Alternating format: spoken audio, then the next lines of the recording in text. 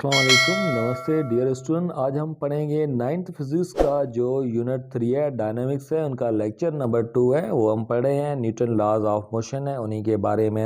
Newton के जो sir Isaac Newton ने 3 लॉ दिए। एक Newton first law of motion है, Newton second law of motion है और उनके बाद Newton third law of motion है। पहले हम बात करते हैं कि Newton first law of motion है वो हमें क्या बता रहा है, कौन के बारे में। उनकी पहले हम स्टेटमेंट की बात करते हैं। तो according to Newton first law of motion, every body continue to its state of rest और uniform motion in a straight line है।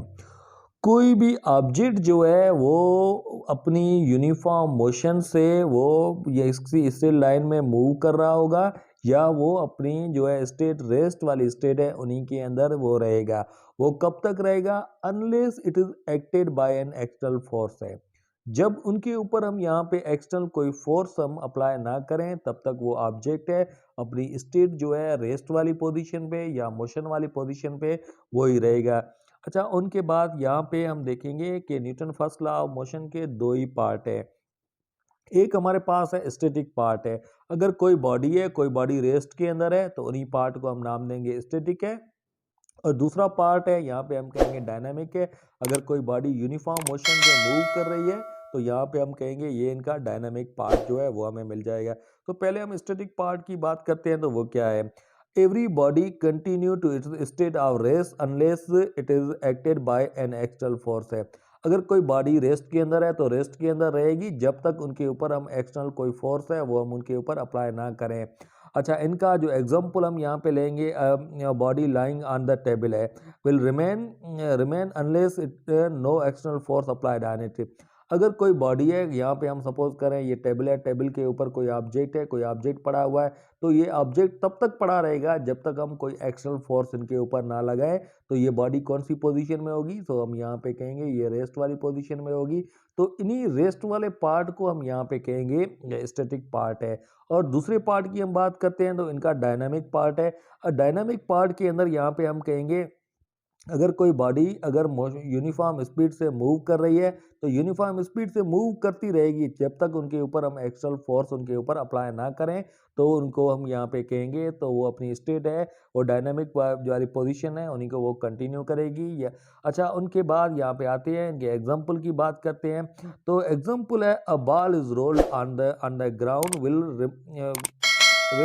विथ सर्टेन वेलोसिटी है। अगर कोई बॉल है किसी रोड के ऊपर, यहाँ पे हम कहें यूनिफॉर्म वेलोसिटी से वो मूव कर रहा है, it comes to rest after time है और थोड़ी टाइम के बाद वो है रेस्ट में आ जाएगा ड्यू टू हम यहाँ पे कहेंगे फ्रिक्शन है। फ्रिक्शन के अंदर है या एयर रेजिस्टेंस है, हवा की रुकावट की वजह से वो रेस्ट में आ जाएगा।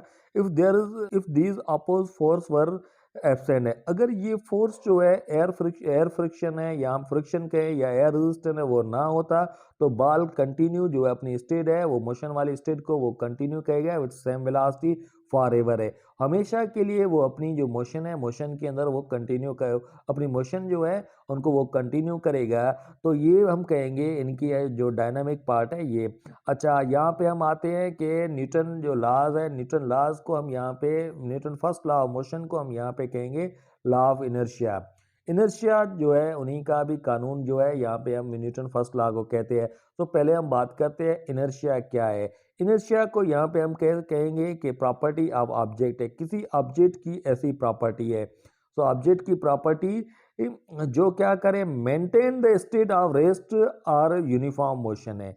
किसी बॉडी की स्टेट जो रेस्ट वाली को या स्टेट ऑफ मोशन है उन दोनों को अगर या दोनों में से किसी एक को अगर वो मेंटेन करे तो उन्हीं को हम यहाँ पे कहेंगे इनर्शिया कहेंगे। तो इनर्शिया को यहाँ पे हम कहेंगे कि इनर्शिया, सपोज करें inertia directly proportional to mass है। अगर यहाँ पे हमारे पास एक ऑब्जेक्ट मिला हुआ है, यहाँ पे हम कहेंगे जिनका मास है सपोज करें 1 kg है, ये इनका मास 1 kg मिला हुआ है। और दूसरा हम यहाँ पे ये ऑब्जेक्ट ले रहे हैं, इनका मास जो है हम सपोज करें हमारे पास 10 kg है। तो हम यहाँ पे देखेंगे इनके अंदर इनर्शिया ज़्यादा होगी और इनके अंदर इनर्शिया जो है वो कम मिलेगी। इनर्शिया कम क्यों मिलेगी? इनका मास कम है और इनके अंदर हम यहाँ पे कहेंगे कि इनर्शिया ज़्यादा होगी क्योंकि इनका मास जो हमें ज़्यादा मिलेगा। तो सिंपल हम मैथमेटिकल वे में हम ऐसा भी कह सकते हैं, inertia is directly proportional to mass of object है। इनर्शिया जो होती है किसी ऑब्जेक्ट के मास के साथ जो है वो डायरेक्टली प्रोपोर्शनल होती है।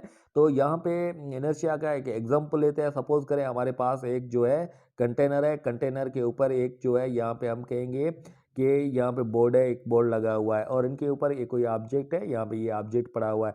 जैसे हम इनके ऊपर फोर्स अप्लाई करेंगे तो ये जो है ये बाहर निकल जाएगा और ऑब्जेक्ट जो होगा, ऑब्जेक्ट डाउनवर्ड जो है वहाँ पे गिर जाएगा।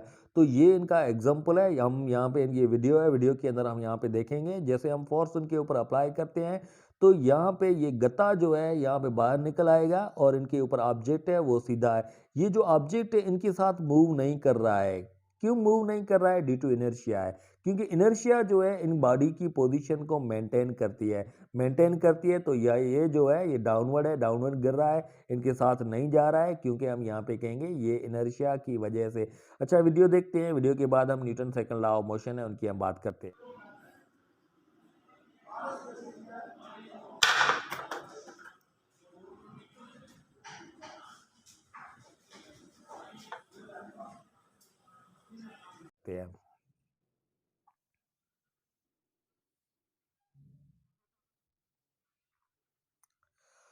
Newton first law of motion के बाद यहाँ पे हम बात करते हैं Newton second law of motion है। Newton second law of motion हमें क्या बता रहा है? तो इनकी पहले स्टेटमेंट की बात करते हैं। तो यहाँ पे हम कहेंगे if external unbalance force applied on a body है। अगर हम कोई एक्सटर्नल फोर्स किसी बॉडी के ऊपर हम अप्लाई करें तो वो बॉडी क्या करेगी? एक्सेलेरेशन जो है उन बॉडी के अंदर प्रोड्यूस होगी और जिस डायरेक्शन में हमने फोर्स अप्लाई किया है उस डायरेक्शन के अंदर जो है एक्सेलेरेशन प्रोड्यूस होगी। सपोज करें हमारे पास ये कोई ऑब्जेक्ट पड़ा हुआ है तो ऑब्जेक्ट के ऊपर अगर हम इस डायरेक्शन में फोर्स अप्लाई करेंगे तो अब बॉडी के अंदर जो एक्सेलेरेशन प्रोड्यूस होगी दो अप्लाइड फोर्स के वाले डायरेक्शन में ही एक्सेलेरेशन प्रोड्यूस होगी। अच्छा, यहाँ पे ये हम कहेंगे which is directly proportional to applied force है। ये एक्सेलेरेशन जो होगी वो डायरेक्टली प्रोपोर्शनल, यहाँ पे हम कहेंगे acceleration is directly proportional to force है, फोर्स के साथ जो है डायरेक्टली प्रोपोर्शनल होगी। And inversely proportional to mass है, ऑब्जेक्ट के मास के साथ इन्वर्सली प्रोपोर्शनल है। तो पहले ही हम यहाँ पे देखते हैं कि acceleration is directly proportional to applied force है। यहाँ पे हमारे पास जो है एक ऑब्जेक्ट मिला हुआ है, इनका ऑब्जेक्ट है, इनके ऊपर हम यहाँ पे फोर्स है, फोर्स हम अप्लाई कर रहे हैं। सपोज करेंगे 5 न्यूटन है, 5 न्यूटन हम फोर्स इनके ऊपर अप्लाई कर रहे हैं। दूसरा ऑब्जेक्ट है, सेम ऑब्जेक्ट के ऊपर अगर यहाँ पे हम फोर्स अप्लाई करें, फोर्स हम अप्लाई कर रहे हैं 15 न्यूटन है। 15 न्यूटन हम अगर फोर्स अप्लाई करेंगे तो हम देखेंगे इनके अंदर एक्सेलेरेशन कम प्रोड्यूस होगी, इनके अंदर एक्सेलेरेशन जो है वो ज़्यादा प्रोड्यूस होगी। इनके अंदर एक्सेलेरेशन जो है ज़्यादा प्रोड्यूस हो रही है, क्यों? क्योंकि यहाँ पे हमने फोर्स ज़्यादा लगाया है। इनके अंदर एक्सेलेरेशन जो है कम प्रोड्यूस हो रही है, क्योंकि यहाँ पे हमने फोर्स कम लगाया है। सो मैथमेटिकल वे में हम यहाँ पे लिखेंगे acceleration is directly proportional to force है। यही एक्सेलेरेशन जो है इन्वर्सली प्रोपोर्शनल मास के साथ है। सपोज करें कि हम यहाँ पे 1 kg है, 1 kg का ऑब्जेक्ट जो है यहाँ पे ये ले रहे हैं, 1 kg का ऑब्जेक्ट है और दूसरा हम ऑब्जेक्ट ले रहे हैं 10 kg है, यहाँ पे हम दूसरा ऑब्जेक्ट ले रहे हैं 10 kg का। अच्छा, अगर हम इनके ऊपर फोर्स जो है दोनों ऑब्जेक्ट के ऊपर हम यहाँ पे फोर्स है, फोर्स अगर हम यहाँ पे अप्लाई करें वो फोर्स हमारे पास है, सपोज करें कि 5 न्यूटन है। 5 न्यूटन फोर्स हम अप्लाई करेंगे तो 5 न्यूटन फोर्स अप्लाई करेंगे तो इनके अंदर जो बॉडी है जिनका मास कम है इनके अंदर एक्सेलेरेशन ज़्यादा प्रोड्यूस होगी, जिनका मास जो है ज़्यादा है उनके अंदर एक्सेलेरेशन कम प्रोड्यूस होगी। तो 1 kg वाले ऑब्जेक्ट के अंदर एक्सेलेरेशन ज़्यादा प्रोड्यूस हो रही है और क्योंकि इनका मास जो है मास हमें कम मिला हुआ है, जबकि यहाँ पे हम लिखेंगे 10 kg के अंदर एक्सेलेरेशन कम प्रोड्यूस हो रही है क्योंकि इनका मास जो है ज़्यादा है। तो मैथमेटिकल वे में हम यहाँ पे कहेंगे कि acceleration is inversely proportional to mass है। अच्छा, ये इक्वेशन 1 है, इक्वेशन 2 है, दोनों को हम अगर यहाँ पे कंबाइन करते हैं तो यहाँ पे हम ये लिखेंगे डायरेक्टली प्रोपोर्शनल की ये जो साइन है इनको हम रिप्लेस करेंगे, यहाँ पे हम लिखेंगे के है, ए इज इक्वल टू के एफ अपान में एम है, यहाँ पे लिखेंगे। तो के जो होता है के कांस्टेंट है, के कांस्टेंट यूनिटी होता है, यूनिटी कांस्टेंट हमें पता है कि 1 के इक्वल होता है, तो यहाँ पे हम कहेंगे एफ है, F is equal to M A है। So F is equal to M A, यहाँ पे ये कहेंगे according to Newton second law of motion है। सो उनके बाद यहाँ पे बात करेंगे कि यूनिट ऑफ फोर्स है। एसआई सिस्टम के अंदर फोर्स का जो यूनिट मिलेगा वो हमें न्यूटन मिलेगा। सो एक न्यूटन है, अगर ऑब्जेक्ट किसी का मास है 1 kg है तो यहाँ पे 1 kg लिखेंगे। एक्सेलेरेशन है, एक्सेलेरेशन जो है मीटर पर सेकंड स्क्वायर है, उनकी इक्वल होगी। उसके बाद यहाँ पे हम ये इनकी डेफिनेशन है, डेफिनेशन न्यूटन की डेफिनेशन की हम को देखते हैं कि अगर मैग्नीट्यूड ऑफ फोर्स है, अगर किसी फोर्स का मैग्नीट्यूड है which is produce an acceleration है, वो एक्सेलेरेशन 1 मीटर पर सेकंड स्क्वायर है, एक्सेलेरेशन प्रोड्यूस कर रहा है और ऑब्जेक्ट का मास 1 kg हो, तो उन्हीं को हम यहाँ पे कहेंगे न्यूटन है। तो ये अभी हमने जो पढ़ा न्यूटन जो है उनके बाद हम Newton third law of motion है उनकी हम यहाँ पे बात करते हैं। So Newton third law of motion को यहाँ पे हम कहेंगे टू एवरी एक्शन है, हर एक्शन का to every action there is always equal and opposite reaction है। हर एक्शन का जो है रिएक्शन होता है। तो हमें पता है कि दुनिया के अंदर जितने भी यूनिवर्स के अंदर जितने भी फोर्सेस है, तो वो फोर्सेस हमेशा पेयर पेयर में होते हैं। सो पेयर में फोर्सेस होते हैं, एक्शन और रिएक्शन होते हैं। तो उन दोनों का मैग्नीट्यूड इक्वल होता है, मगर उनका डायरेक्शन जो है वो हमेशा अपोजिट होता है। तो यहाँ पे अगर हम यहाँ पे कहेंगे ये अप्लाइड सॉरी एक्शन है, तो यहाँ पे ये रिएक्शन लिखेंगे। तो हर action action is equal to यहाँ पे हम लिखेंगे रिएक्शन है, मगर यहाँ पे नेगेटिव साइन है वो हम यहाँ पे यूज करेंगे। तो negative sign indicate the opposite direction, opposite direction को है वो शो कर रही है। यहाँ पे हम देखते हैं कि एक सपोज करेंगे हमारे पास एक टेबल है, टेबल के ऊपर एक बुक है, बुक यहाँ पे ये रखा हुआ है।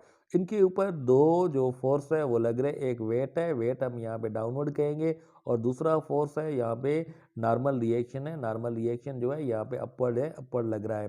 तो ये हम यहाँ पे कहेंगे। तो इनका एग्जाम्पल है, एग्जाम्पल के अंदर यहाँ पे आ जाएगा। सो अगर हम यहाँ पे देखते हैं book lying on the table है, ये इनका एग्जाम्पल है। वॉकिंग है, अगर हम यहाँ पे वॉक कर रहे हैं या चल रहे हैं किसी ग्राउंड के ऊपर है, तो ये भी इनका एग्जाम्पल हो जाएगा। अगर किसी बुलेट है, बुलेट जो है किसी गन से अगर फायर हो रही है, तो ये भी हम कहेंगे इनका एग्जाम्पल है। स्विमिंग है, स्विमिंग भी इनका एग्जाम्पल है। तो ये सारे एग्जाम्पल हो जाएंगे Newton third law of motion है, थर्ड लॉ ऑफ मोशन के। अच्छा, उनके बाद यहाँ पे हम डिस्कस करेंगे कि मास और वेट है, इनके दरमियान डिफरेंस कौन सा है वो हम पढ़ते हैं।